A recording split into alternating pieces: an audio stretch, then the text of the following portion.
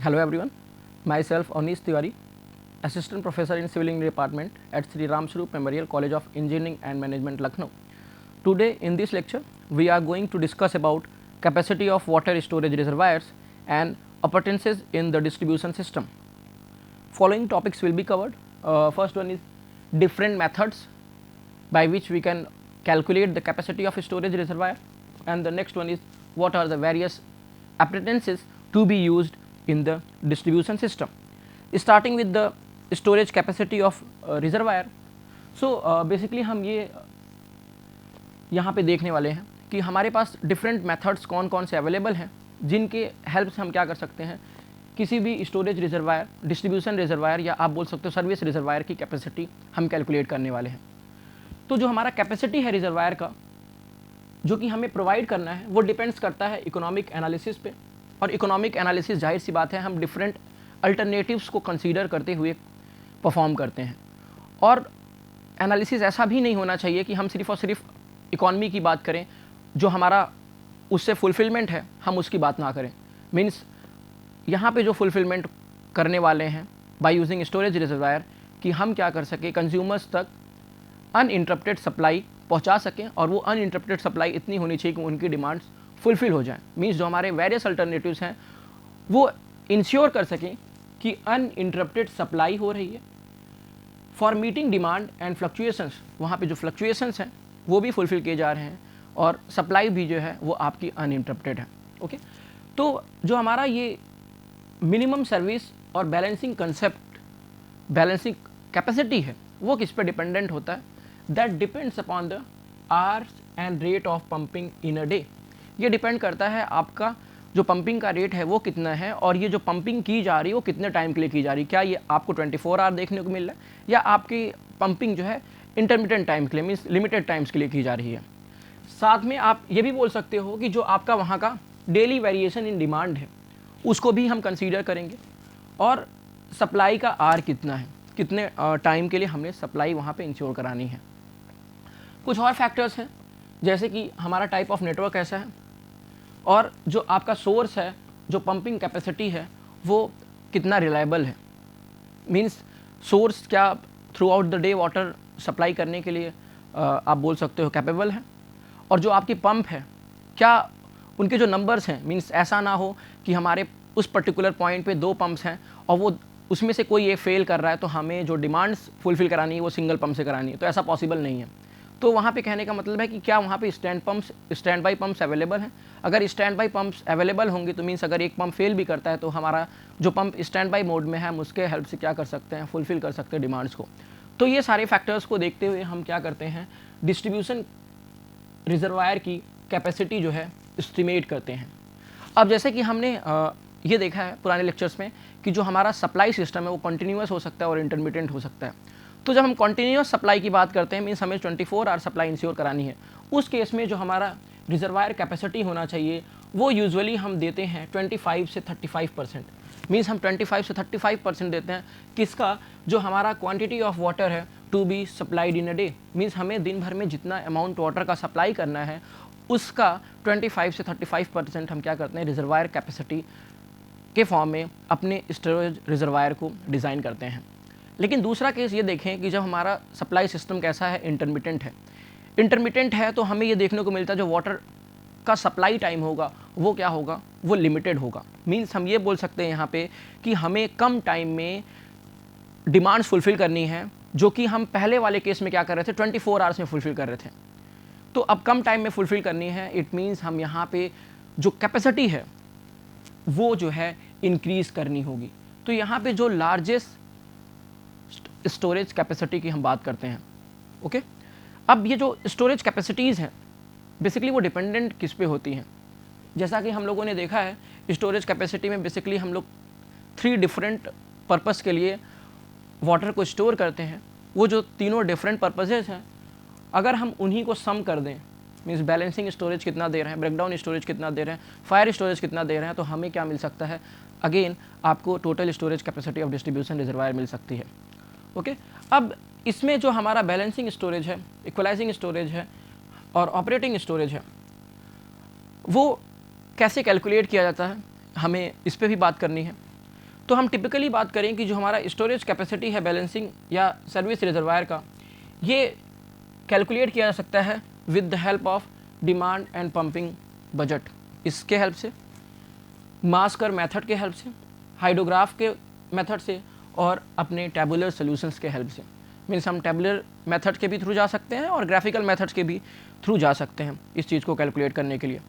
अब हमारा जो पहला मेथड है that is mass curve method. अब मास कर्व मेथड है क्या? इस मेथड पे आए उससे पहले हमें ये जानने की जरूरत है एक्चुअल में हमारा मास कर्व होता क्या है। तो basically a mass diagram is a plot of accumulated inflow that is supply. जाहिर सी बात है, हम अगर इनफ्लो की बात कर रहे हैं तो वो क्या होगा?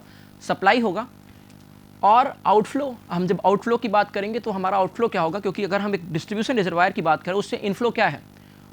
इनफ्लो क्या है? इनफ्लो आपका उस डिस्ट्रीब्यूशन रिजर्वायर के लिए सप्लाई है। आउटफ्लो मीन्स उस जो डिस्ट्रीब्यूशन रिजर्वायर से वाटर जो कंज्यूमर तक जा रहा है, तो वो क्या है? वो कंज्यूमर का डिमांड है। तो बेसिकली हमारा जो आउटफ्लो है that is demand versus time.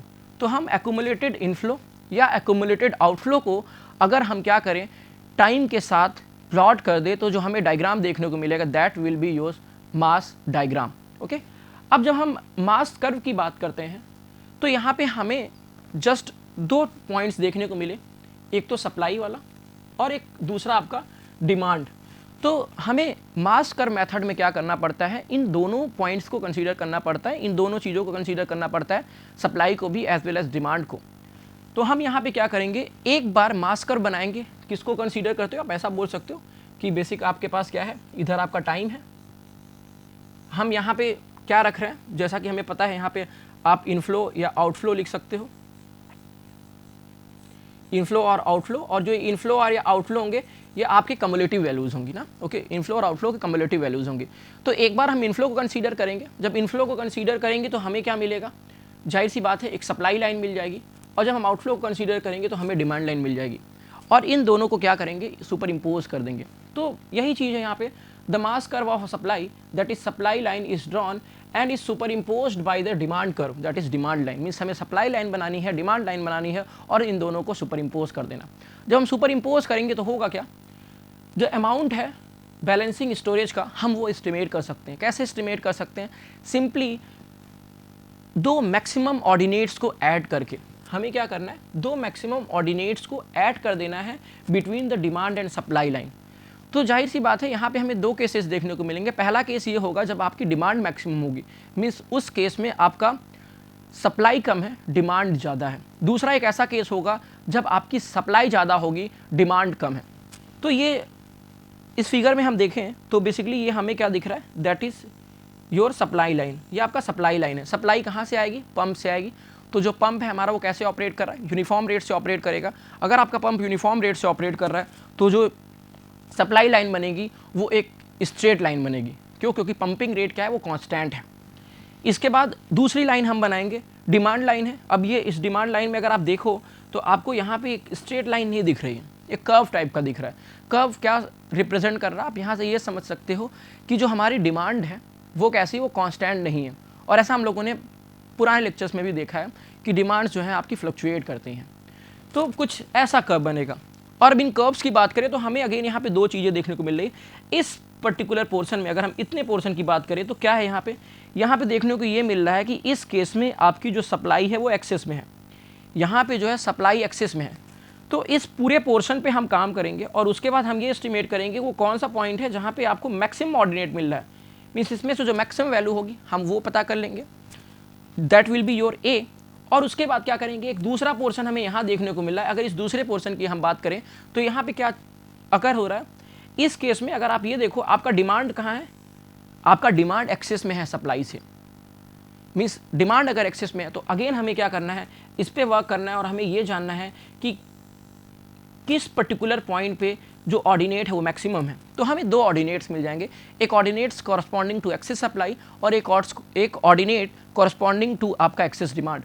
और इन दोनों को ऐड कर देंगे तो हम ये बोल सकते हैं कि टोटल स्टोरेज यही होगा। Means total storage required will be the summation of maximum ordinate in case of excess supply and maximum ordinate in case of excess demand. उन दोनों को ऐड करेंगे तो हमें रिजल्ट मिल जाएगा।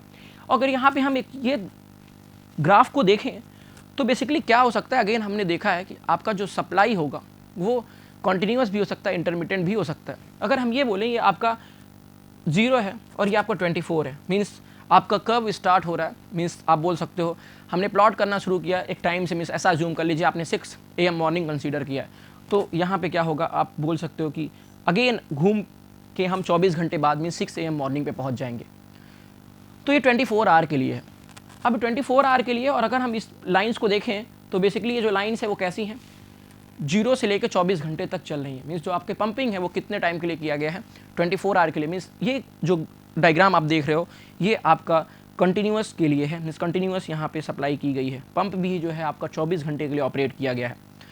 और एक दूसरा कर्व देखें, जस्ट ये वाला कर्व है, यहाँ पे क्या देखने को मिल रहा है कि जो आपका सप्लाई लाइन है ये लिमिटेड टाइम के लिए, मीन्स हमने 0 से तो स्टार्ट किया है डिमांड को फुलफिल करना, जाहिर सी बात है डिमांड 24 आवर रहेंगी, लेकिन हमने पंप की जो स्टार्टिंग है वो यहाँ से ना करके यहाँ से की, मीन्स आपका पंप लिमिटेड टाइम के लिए ऑपरेट कर रहा है। ओके, तो अब हम बात करें कंस्ट्रक्शंस कैसे किया जा सकता है मास कर्व का। तो हमें इतना आइडिया अभी तक लग चुका है कि मास कर्व क्या है, आपका जो फ्लो है, मीन्स और फ्लो कैसा कम्युलेटिव, मीन्स हमें उन्हें ऐड करना है। मीन्स अगर हम बात करें अभी की जस्ट ये स्टार्टिंग टाइम है तो 0 से लेकर 1 आवर तक कुछ फ्लो होगा, लेट्स से A है, 1 to 2 आवर के लिए जब पहुँचेंगे तो लेट्स से B है। तो जब हम इनको प्लॉट करेंगे तो हम ऐसे लिखेंगे, पहला A है, दूसरा second will be what A plus B, means हम फर्दर कम्युलेटिवली ऐड करते चले जाएंगे। जब कम्युलेटिवली ऐड कर लेंगे तो हमें क्या मिलेगा, डाटा मिल जाएगा अवेलेबल। और डाटा किस फॉर्म में मिलेगा, बेसिकली आप देखने को मिलेगा early demand for all 24 hours जो कि हमें पता है। उसके बाद इनकी हम कम्युलेटिव वैल्यू फाइंड कर लेंगे। अब कम्युलेटिव वैल्यू जाहिर सी बात है डिमांड की भी होगी, सप्लाई की भी होगी। डिमांड की ऐड कर लिया, सप्लाई की, क्योंकि अगर हम ये बात करें आपका पंप 24 घंटे चल रहा है तो क्या होगा, वो यूनिफॉर्म रेट से है। अगर यूनिफॉर्म रेट A है मीन्स पहले घंटे में पंपिंग कितनी होगी A, सेकेंड आर में पंपिंग कितनी होगी अगेन A। तो पहले आर में कम्युलेटिव वैल्यू A, सेकेंड में 2A, further 3A, 4A, 5A, 6A, 7A, so on up to 24A। Means हमारा जो ये होगा कम्युलेटिव वैल्यूज़ को हम ऐड कर लेंगे। कम्युलेटिव वैल्यूज़ को ऐड करने के बाद हमें सिंपल सा एक काम करना है, ग्राफ को प्लॉट करना है। अब ये आपको मिल जाएगी सप्लाई लाइन, उसके बाद हम यहाँ पे क्या करेंगे, डिमांड लाइन प्लॉट कर लेंगे, और उसके बाद हम इसको ग्राफिकली ये देख लेंगे कि कहाँ कहाँ कोऑर्डिनेट्स मैक्सिमम है, और उसके बाद फर्दर इसको हम क्या कर देंगे, ऐड कर देंगे। तो ये हमें काम करना कितने टाइम के लिए है, अगर हमारे पास जो डाटा अवेलेबल है लेट्स से 2, 4, 5 दिन के लिए, हम एग्जाम्पल के तौर पर 5 डेज़ के लिए अवेलेबल है, तो अब कितने के लिए प्लॉट किया जा रहा है, 0 से लेके 24 आवर्स तक। मीन्स हम स्टार्ट कर रहे हैं 0 से पहुँच रहे हैं 24A पे। तो ये हमें जाहिर सी बात है ये 5 दिन के लिए करना पड़ेगा, और 5 दिन में करने के बाद हमें ये देखना है कि उसमें से मैक्सिमम वैल्यू कौन सी आ रही है, that gives the value of storage capacity. तो यहाँ से हमें ये मिल जाएगा। नेक्स्ट ये आता है कि अगर आपकी जो सप्लाई की जा रही है वो लिमिटेड टाइम्स के लिए की जा रही है, तो जाहिर सी बात है यहाँ पे हमें देखने को भी मिल रहा है कि जो आपकी ये सप्लाई लाइन है वो यहाँ से नहीं स्टार्ट हो रही, मीन्स 0 से नहीं स्टार्ट हो रही है, वो कुछ टाइम बाद स्टार्ट हो रही है। तो मीन्स इस ड्यूरेशन में आपका पंप जो है ऑपरेट नहीं कर रहा है। सो यहाँ से स्टार्ट हो रहा है और फर्दर आप देख रहे हो यहाँ से आपका पंप क्या हो जा रहा है, बंद हो जा रहा है। मीन्स लिमिटेड टाइम के लिए हम लोग पंपिंग की है। सो डिमांड लाइन प्लॉट किया, सप्लाई लाइन प्लॉट की लिमिटेड टाइम्स के लिए, जो ऑर्डिनेट्स मिला एक्सेस डिमांड वाला और एक्सेस सप्लाई वाला, उन दोनों को ऐड कर दिया तो हमें रिक्वायर्ड कैपेसिटी मिल गई। Okay, next one is hydrograph method. अब हाइड्रोग्राफ मेथड में हम बात करें तो बेसिकली हाइड्रोग्राफ है क्या, ये हमारा stage discharge volume with respect to time का ग्राफ है। मीन्स यहाँ पे आपको क्या दिख रहा है, इस साइड आपको डिमांड दिख रही है, इस साइड आपको टाइम दिख रहा है। तो जो ये ग्राफ है इसी को हम लोग हाइड्रोग्राफ बोल रहे हैं, जिसको आप बोल सकते हो डिस्चार्ज वर्सेस टाइम। उसके बाद क्या किया हम लोगों ने, अब क्योंकि जाहिर सी बात है पंपिंग हो रही है और वहाँ पे कंज्यूम हो रहा है वाटर, तो डिमांड भी है सप्लाई भी है। तो हमारा ये जो बेसिक आपको कर्व देखने को मिल रहा है ये है आपका डिमांड, कितना डिमांड है, और ये क्या है, ये आपको दिख रही है पंपिंग रेट, या बोल सकते हो कि सप्लाई का रेट कैसा है। 24 आवर के लिए पंपिंग है, अगेन पंपिंग रेट कैसा होगा, एक कांस्टेंट होगा, 24 घंटे के लिए कांस्टेंट वैल्यू होगी। तो हमने क्या किया, उसको प्लॉट कर दिया, जो आपकी डिमांड थी उसको प्लॉट कर दिया, और उसके बाद इन दोनों को प्लॉट करने के बाद हमें ये देखने को मिलेगा कि कितना एरिया है इस हाइड्रोग्राफ का जो कि रिप्रेजेंट कर रहा है आपका सप्लाई और डिमांड लाइन के बीच में जो एक्सेस वैल्यूज़ हैं। सो इनको क्या किया हमने, कैलकुलेट कर लिया, मीन्स हमने इस एरिया को एस्टिमेट किया और इस एरिया को जैसे इस्टीमेट करोगे आपको क्या मिल जाएगी, रिक्वायर्ड स्टोरेज। ओके, तो हमारा यही क्या होगा, रिक्वायर्ड स्टोरेज होगा। ठीक है, तो ये काम हमें जो है इस तरीके से हाइड्रोग्राफ के यूज़ करते हुए हम क्या कर सकते हैं, कैलकुलेट कर सकते हैं। और यहाँ का जो हमारा एक टर्म और हम समझने की कोशिश करें, जो ये कांस्टेंट लाइन है बेसिकली ये क्या रिप्रेजेंट कर रहा है, यहाँ पे हम देख सकते हैं कि जो हमारा डिमांड हाइड्रोग्राफ है it also indicates the required pumping rate. Required pumping rate की बात कर रहा है, pumping rate it means it obvious ये क्या होगा, ये मीन वैल्यू होगी, ये हमारी मीन वैल्यू है। तो ये क्या कर रहा है, इंडिकेट कर रहा है, जो ये मीन वैल्यू है यही हमारा क्या हो जाएगा, पंपिंग रेट हो जाएगा। सो अगर मान लीजिए एब्सेंस है डिस्ट्रीब्यूशन रिजर्वायर का, उस केस में क्या करेंगे, हमें पंप को इस रेट से ऑपरेट कराना पड़ेगा, जिससे कि क्या होगी, आपकी जो नीड होगी वहाँ पे वो फुलफिल हो जाएगी। ओके, सो दस by providing a distribution reservoir of suitable capacity the required rate of pumping may be reduced by almost 30 to 40%। Means हमने डिस्ट्रीब्यूशन रिजर्वायर अगर प्रोवाइड करा दिया, इट मीन्स अब हम पूरी तरीके से पंप पे डिपेंडेंट नहीं है, अब हम क्या कर सकते हैं, अपने पंप को लोअर रेट से भी ऑपरेट करा सकते हैं। Next method is analytical tabular solution. इसमें क्या है, बेसिकली आप ये बोल सकते हो कि इसका जो पूरा कॉन्सेप्ट है ये आपका सिमिलर है किससे, मास कर मेथड से। मीन्स हम लोगों ने मास कर मेथड में क्या किया था, जो कैलकुलेशंस की थी वो सारी कैलकुलेशंस आपकी ग्राफिकली जा रही थी, लेकिन यहाँ पे क्या है, हम न्यूमेरिकली जा रहे हैं। अब न्यूमेरिकली जब हम कैलकुलेशंस करने जा रहे हैं तो जाहिर सी बात है हम ये क्या करना पड़ेगा, एक टेबल फॉर्मुलेट करना पड़ेगा, और वो टेबल में कौन कौन से टर्म्स लाने पड़ेंगे। अगर हम वापस पुराने कॉन्सेप्ट पे जाएं, जब हम लोगों ने बात की थी सिंपल एक मास कर्व की, तो यहाँ पे हमने क्या बनाया था, अगर ध्यान देंगे कैसा था, जो कि आपका ये बता रहा था किस रेट से हमने पंपिंग की है। उसके बाद हम लोगों ने यहाँ पे जो डिमांड है, डिमांड लाइन बनाई थी, उसके यहाँ पे हमने यही एस्टिमेट किया था कि कब आपकी डिमांड एक्सेस, कब आपकी सप्लाई एक्सेस में, और उन दोनों को ऐड कर दिया था। तो मीन्स हमें जो टेबल बनाना है वो फाइनल ऑब्जेक्टिव क्या देखते हुए बनाना है कि हमें ये एस्टिमेट करना है कब आपकी डिमांड एक्सेस है और कब आपकी जो है सप्लाई एक्सेस है, उन दोनों की वैल्यूज़ क्या है। तो हमें सिर्फ और सिर्फ यही एस्टिमेट करना है, मीन्स और एक्सेस ऑफ डिमांड जानना है और एक्सेस ऑफ सप्लाई जाननी है। हमें सिर्फ ये दो वैल्यूज़ चाहिए, और इनमें से जो मैक्सिमम वैल्यू होगी हम क्या करेंगे, उसको फाइंड कर लेंगे, और इनमें से जो मैक्सिमम वैल्यू होगी हम क्या करेंगे, उनको फाइंड कर लेंगे, और फर्दर दोनों को ऐड कर देंगे तो हमें रिक्वायर्ड कैपेसिटी मिल जाएगी। तो इस टेबल को समझने की कोशिश करें तो बेसिकली क्या है, फर्स्ट हमें यहाँ पे times in are of day represent करना है। सेकंड, जो एवरेज आर्ली डिमांड है, मीन्स हमारी डिमांड कितनी है। और हमने ये भी बात की थी कि जब हम ग्राफ प्लॉट करते हैं तो जो वैल्यूज़ ली जाती है वो कैसी ली जाती है, कम्युलेटिव ली जाती है। तो मीन्स आपका अगर एवरेज आर्ली डिमांड हमें पता है 1 से लेके 24 तक, तो फर्दर हमें क्या करना है, इनको कम्युलेटिवली लिखना है। मीन्स यहाँ पे फर्स्ट वैल्यू, यहाँ पे 1 + 2 वैल्यू, फर्स्ट प्लस सेकेंड, यहाँ पे first plus second plus third, so on up to यहाँ पे हम क्या करेंगे 1 to 24 वैल्यूज़ को ऐड कर देंगे। तो हमें क्या मिल जाएगा, यहाँ पे कम्युलेटिव जो है एवरेज आर्ली डिमांड मिल जाएगा। इसके बाद क्या करेंगे, यही अगर हम इस पूरी वैल्यूज़ को क्या करें, टाइम के रिस्पेक्ट में प्लॉट कर दें, तो हमें क्या मिल जाता, मास कर्व वाले केस में आपको यहाँ पे मिल जाती थी जो आपकी डिमांड लाइन है वो। इसके बाद क्या करते हैं, कांस्टेंट पंपिंग रेट, हमारा पंपिंग रेट कितना है, हम यहाँ पे वो वैल्यूज़ लिखेंगे क्योंकि पंपिंग रेट कांस्टेंट है। और वो अगर हम एज्यूम कर ले पंपिंग रेट ए है, यहाँ पे ए, हर सेल में क्या लिखना है, हमें यहाँ पे ए रख देना है, क्योंकि पंपिंग रेट क्या है, वो आपकी कांस्टेंट है।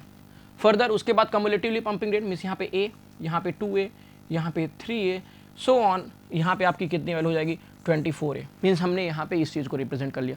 उसके बाद क्या करना है, एक्सेस ऑफ डिमांड। अब हमें एक्सेस ऑफ डिमांड जानना है, मीन्स हमारे पास यहाँ पे क्या है, कम्युलेटिवली एवरेज आर्ली डिमांड है और कम्युलेटिवली पंपिंग रेट है। अब एक्सेस ऑफ डिमांड का मतलब ये है कि जो ये वाला आपका कॉलम है, मीन्स आप बोल सकते हो जो कॉलम 3 है, ये वाली वैल्यूज़ कब ज़्यादा होंगी आपके ये वाली वैल्यूज़ से, मीन्स आपके कॉलम 5 से। तो हम यहाँ पे कॉलम 3 माइनस कॉलम 5 करेंगे। कॉलम 3 माइनस कॉलम 5 कर रहे हैं तो जाहिर सी बात है जब आपकी कॉलम 3 वाली वैल्यू हायर होगी तो आपको ये वैल्यूज़ पॉजिटिव मिलेंगी। मीन्स इस केस में आपका डिमांड एक्सेस में, जैसे ये वैल्यू निगेटिव आने लग रही है, इसका मतलब क्या है कि अब आपकी सप्लाई एक्सेस में हो चुकी है। तो जो सारी पॉजिटिव वैल्यूज़ होंगी हम सिर्फ उन्हें यहाँ कंसीडर करेंगे, और एक्सेस ऑफ सप्लाई के केस में क्या कर रहे हैं, आप इस कॉलम 5 को इस कॉलम 3 से माइनस करोगे। मीन्स हम पंपिंग रेट और जो आपका एवरेज आर्ली डिमांड है उनकी कम्युलेटिव वैल्यूज़ का डिफरेंस निकालेंगे, और यहाँ पे जो पॉजिटिव वैल्यूज़ मिलेंगी उनको लिखेंगे, और इन दोनों कॉलम्स में से जो मैक्सिमम वैल्यू होगी उनको as A and B means excess demand और एक्सेस सप्लाई के फॉर्म में लिख के ऐड कर देंगे। तो हमें यहाँ पे क्या मिल जाएगा, आपकी रिक्वायर्ड स्टोरेज कैपेसिटी मिल जाएगी। नेक्स्ट वन इज़ हमारा जो डिस्ट्रीब्यूशन सिस्टम है उसमें हम लोगों ने जो अपर्टेंसेस यूज़ करना है वो डिफरेंट अपर्टेंसेस कौन कौन से हैं और ये यूज़ क्यों करते हैं। बेसिकली इसके पीछे एक रीज़न ये है कि हमारा जो फंक्शनिंग है वो इफ़िशिएंट हो सके और कंट्रोल्ड वे में हो सके। मीन्स हम कितना अमाउंट का वाटर फ्लो कराना चाहते हैं वो कर सकें। फायर पर्पस के लिए वाटर जब रिक्वायर्ड हो तो वहाँ से हम कलेक्ट कर सकें, डाइवर्ट कर सकें। और हमें मीटर्स की ज़रूरत है अगर हम चाहते हैं कि डिस्चार्ज कितना हो रहा है वो मेज़र कर सकें, तो उसके लिए हम लोग डिफरेंट अपर्टेंसेस यूज़ करते हैं। तो बेसिकली यहाँ पे जो हम डिस्कस करने वाले हैं fire hydrant, water meter, water taps, stop cocks and pipe bends. तो बेसिकली यहाँ पे जो हम इंपॉर्टेंट अपर्टेंसेस हैं जो कि आपको फायर हाइड्रेंट और वाटर मीटर देखने को मिलने वाला है, तो हम उसके रिगार्डिंग डिस्कशन करने वाले हैं। तो बेसिकली पहला है दैट इज़ फायर हाइड्रेंट। थोड़ा बहुत हमें नाम से भी आइडिया लग रहा है कि फायर से रिलेटेड है यहाँ पे जो भी अपर्टेंसेस है। तो फायर हाइड्रेंट क्या है, बेसिकली ये आउटलेट है जो किस पर्पस के लिए प्रोवाइड किया जाता है, जो हमारा पर्पस है उसके पीछे कि जब फायर ब्रेकआउट हो तो हम क्या कर सकें, वाटर को डाइवर्ट कर सकें, कहाँ तक, उस पर्टिकुलर एरिया तक। तो मीन्स हमारे पास एक आउटलेट होना चाहिए जिससे हम वाटर को ले जा सकें वहाँ पे। तो fire hydrant is an outlet which is provided in the water distribution main और सब मेन्स। मीन्स बेसिकली हम सब मेन्स और मेन्स में प्रोवाइड करते हैं। और जो ये हमारे फायर हाइड्रेंट्स होते हैं इनका डायामीटर जो होता है आपका 15 सेंटीमीटर होता है। मीन्स मिनिमम 15 सेंटीमीटर डायामीटर देना चाहिए। किस पर्पज़ के लिए देते हैं, फॉर टैपिंग वाटर।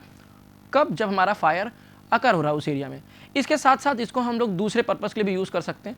जो हमारे म्यूनिसिपल कॉर्पोरेशंस हैं, तो जाहिर सी बात है, आप देखते होंगे टैंकर्स से वाटर सप्लाई करते हैं किसी किसी एरिया में जहाँ पे डिस्ट्रीब्यूशन सिस्टम नहीं होता है, अगर हम ऐसा माने। तो ये क्या करते हैं, ये टैंकर्स को फिल करने के लिए यहाँ पे फायर हाइड्रेंट्स का यूज़ कर लेते हैं, क्योंकि ये आउटलेट्स हैं, आउटलेट्स से आप वाटर वहाँ से कलेक्ट कर सकते हो। सो ड्यूरिंग फायर ब्रेकआउट जो हमारा नियर बाई फायर हाइड्रेंट होगा उससे क्या करेंगे, अपने फायर होस को कनेक्ट कर देंगे। फायर होस को कनेक्ट करने के बाद हम क्या कर रहे हैं, जो water obtained from hydrant is used for extinguishing the fire. जो वहाँ से पानी मिलेगा उससे हम क्या करेंगे, फायर को एक्सटिंग्विश करने के लिए यूज़ कर सकते हैं। साथ ही में मैंने जस्ट अभी यही बताया कि ये यूज़ किया जा सकता है वाटर को विड्रॉ करने के लिए, जिससे कि हम म्यूनिसिपल के वाटर टैंकर्स हैं उनको क्या कर सकें, फुलफिल कर सकें, उनको फिल कर सकें। बेसिकली जो फायर हाइड्रेंट्स हैं बेसिकली ये कहाँ कहाँ पे प्रोवाइड किए जाते हैं, तो ये जनरली आपके स्ट्रीट क्रॉसिंग्स हैं और टर्निंग्स हैं वहाँ पे दिया जाता है। और इनके बीच की जो स्पेसिंग होनी चाहिए वो होती है 90 to 120 मीटर। मीन्स एक इनके बीच का जो इंटरवल है that should be 90 to 120 metre. ऐसा क्यों रख रहे हैं, ऐसा इस पर्पस को देखते हुए रख रहे हैं कि जब हम 90 to 120 मीटर के स्पेसिंग रखेंगे तो जो हमारे फायर हाइड्रेंट्स हैं वो क्या होंगे, किसी भी जो एरिया को सर्व कर रहे होंगे वो कितना होना चाहिए, in such a way that each section of the community can be served simultaneously from 2 or more hydrants. Means कि कोई भी एक कम्युनिटी हो वो कम से कम 2 या 2 से अधिक जो है फायर हाइड्रेंट के द्वारा सर्व किया जा सके, और जो फायर हाइड्रेंट्स हो उन कम्युनिटी से 75 मीटर से ज़्यादा नहीं होने चाहिए। तो ये बेसिकली पर्पज़ है जो हम 90 to 120 मीटर इंटरवल रख रहे हैं। अब जो हमारा वाटर प्रेशर अवेलेबल है फायर हाइड्रेंट्स पे वो कितना हो सकता है, 7 to 14 metre head of water when water has to be pumped with motor pumps. जब हमें मोटर पंप की हेल्प से पंप करना है तो 7 to 14 मीटर हो सकता है। और जब पंप्स अवेलेबल नहीं होंगे तो जाहिर सी बात है उस केस में हमें हेड ज़्यादा चाहिए, that should be 35 to 50 metre. ये उनके क्लासिफिकेशंस हैं, post fire hydrant, flush fire hydrant. जो हमारा पोस्ट फायर हाइड्रेंट है ये क्या होता है, in the form of post होता है, जो कि आपका अबव द ग्राउंड होता है लाइक अ पोस्ट, और ये होती है 0.9 to 1.2 metre above the ground. और जो फ्लश हाइड्रेंट होता है ये आपका ग्राउंड के अंदर इंस्टॉल किया जाता है। तो एक पिक्चर है, ये देख सकते हैं, ये आपका ग्राउंड है, ये ग्राउंड लेवल है, ग्राउंड के नीचे ही हमने क्या किया है, पूरे सेटअप को इंस्टॉल कर रखा है। आपका फ्लश फायर हाइड्रेंट है, ये क्या है, आप यहाँ पे देख रहे होगे, ये ग्राउंड लेवल है। ग्राउंड के ऊपर आपको यहाँ पे कुछ आउटलेट्स दिख रही हैं, मीन्स कुछ आपको स्टैंड पाइप दिख रही है, जो कि आपका किसका पार्ट है, आप बोल सकते हो that is a type of post fire hydrant. एक वर्टिकल पोस्ट आपको देखने को मिल रही है, और ये वर्टिकल पोस्ट की हाइट जो होगी आपकी 0.9 to 1.2 मीटर हो सकती है। ये मटेरियल्स किसके होते हैं, बेसिकली ये किसके बनाए जाते हैं, तो बेसिक आपको देखने को मिलता है ये कास्ट आयरन के बने होते हैं। और यही वो आउटलेट्स हैं जिनके से हम क्या कर सकते हैं, कनेक्ट करते हैं और वाटर डाइवर्ट कर देते हैं उस एरिया तक जहाँ पे हमें फायर को कंट्रोल करना है। Next one is water meter. तो बेसिकली वाटर मीटर किस पर्पज़ के लिए यूज़ किया जाता है, अगर हम इसको समझने का एक एग्जांपल लें, इलेक्ट्रिसिटी मीटर। तो इलेक्ट्रिसिटी मीटर क्या काम करता है, बेसिकली आपके कितना कंजम्पशन है इलेक्ट्रिक यूनिट्स का, उनकी बात करता है। तो बेसिकली वाटर मीटर की बात करें तो यहाँ पर कितना अमाउंट ऑफ वाटर हम अगेन ये बोलें क्या कर रहे हैं, कंज्यूम कर रहे हैं। तो ये क्या बताता है, ये बेसिकली मेजर करता है क्वांटिटी ऑफ वाटर जो कि आपका एक कंडुइट के थ्रू फ्लो कर रहा है। ओके, सो ये क्यों करते हैं, बेसिकली सेम इलेक्ट्रिक मीटर्स क्यों लगाए जाते हैं कि हम जो कंजम्पशन है उसके बेसिस पे क्या कर सकें, जो कंज्यूमर्स हैं उनसे चार्ज कर सकें। तो सेम यहाँ पे है कि जो भी हमारे कंज्यूमर्स हैं जो वाटर कंज्यूम कर रहे हैं, सो उनको हम किस बेसिस पे चार्ज करेंगे, मीन्स वो कितना अमाउंट वाटर कंज्यूम कर रहे हैं, तो वो आपको यहाँ से वाटर मीटर से मिल जाता है। इनकी कुछ फीचर्स हैं जो कि इनको फुलफिल करने चाहिए और जो कि इनको एक आइडियल बनाते हैं। तो बेसिक ये हमें देखने को मिलता है कि जो वाटर मीटर होना चाहिए वो पूरी तरीके से जितना अमाउंट ऑफ वाटर पास कर रहा है वो टोटल मेज़र करे, ऐसा ना हो कि कुछ अमाउंट्स आपका मिस हो जाए। इनका मेंटेनेंस और रिपेयर आसानी से हो जाना चाहिए। और जो डिस्चार्ज है, जाहिर सी बात है वहाँ पे कुछ एरर्स देखने को मिलेंगी, तो जो एरर आपको वहाँ पे देखने को मिले वो मैक्सिमम 20% ही होना चाहिए, इससे ज़्यादा नहीं होना चाहिए। और जो वर्क इफिशियंसी है बेसिकली ये हर एक प्रेशर पे ऑपरेट कर सके, ऐसा नहीं कि वाटर बहुत लो प्रेशर से फ्लो हो रहा है तो ये जो रीडिंग्स हैं वो जीरो दे रही हैं, तो ये हर एक प्रेशर पे क्या करें, ये काम कर सके। और इनसे जो है मिनिमम हिंड्रेंस आना चाहिए। अगर ये हिंड्रेंस इम्पार्ट करेंगे पाइप में फ्लो के टाइम में तो क्या होगा, लॉसेस बढ़ जाएंगे। तो ये हिंड्रेंस कम से कम करें और ये जो है अफेक्ट ना करें। और जो इनसे जो भी हमारे केमिकल्स पास हो रहे हैं, मीन्स अगर एग्जांपल लीजिए कि जो हम उससे क्या कर रहे हैं कि जो वाटर फ्लो करा रहे हैं, जो पास करा रहे हैं, वो क्या उनसे अफेक्ट ना हो, जो केमिकल्स वहाँ पे प्रेजेंट है उनसे ना अफेक्ट हो। तो ये चीज़ों का थोड़ा सा ध्यान होना चाहिए। और ये हो कि इस वाटर मीटर से क्या कर सके, बैक फ्लो ना पॉसिबल हो, मीन्स पीछे के साइड में बैक फ्लो ना हो सके। ये हमारे दो टाइप के होते हैं बेसिकली, वेलोसिटी मीटर और पॉजिटिव मीटर। वेलोसिटी मीटर में क्या होता है, हम यहाँ पे क्या करते हैं, हॉरिजॉन्टल वेलोसिटी मेजर कर लेते हैं। हॉरिजॉन्टल वेलोसिटी मेजर कर लिया, उसके बाद एरिया से मल्टीप्लाई कर दिया तो हमें क्या मिल जाएगा, डिस्चार्ज मिल जाएगा। Okay, velocity multiplied by area gives us discharge. तो और ये किसके लिए यूज़ किए जाते हैं, जनरली ये स्मॉल डोमेस्टिक सप्लाईज़ के लिए यूज़ किए जाते हैं। और जो साइजेस में अवेलेबल हैं ये अप टू 20 mm में अवेलेबल है। और जो इनकी एक्यूरेसी होती है वो काफ़ी कम होती है। इनके जो टाइप्स हैं, रोटरी मीटर्स, टर्बाइन मीटर और वेंचुरी मीटर्स जो है आपके एग्जांपल है वेलोसिटी मीटर के। नेक्स्ट है आपका डिस्प्लेसमेंट मीटर। डिस्प्लेसमेंट मीटर आपका मोस्ट एक्यूरेट मीटर है। इसमें क्या करते हैं, फॉर एग्जांपल अगर आपको जस्ट इसको भी समझने के लिए ये एग्जांपल ले लीजिए कि आपको 10 लीटर पानी मेज़र करना, आप क्या करोगे, मेज़र ले लोगे 1 लीटर का, 10 बार मेज़र कर दिया, 10 लीटर मिल गया एग्जैक्ट वैल्यू। तो यहाँ पे क्या होता है, सिंपली क्या करते हैं, बकेट्स को भरा, बकेट खाली किया, कितनी बार बकेट भरा खाली हुआ, उनके काउंट्स को बकेट के वॉल्यूम से मल्टीप्लाई कर देंगे तो हमें क्या मिल जाएगा, टोटल अमाउंट वाटर का जो फ्लो कर रहा है वो पता चल जाएगा। तो इस प्रिंसिपल पे ये काम करता है। इनके जो एग्जांपल है reciprocating type, oscillating type, disc type के फॉर्म में ये मार्केट्स में अवेलेबल हैं, जिनको कि हम क्या कर सकते हैं, यूज़ कर सकते हैं। और इसमें से कॉमन कौन सा है, इसमें से कॉमन जो है हमारा डिस्क मीटर है, जो कि कॉमनली यूज़ किया जाता है घरों में। सो इसे हम क्या कर सकते हैं, इसे प्रेफर कर सकते हैं। Okay, these all are the references and thank you.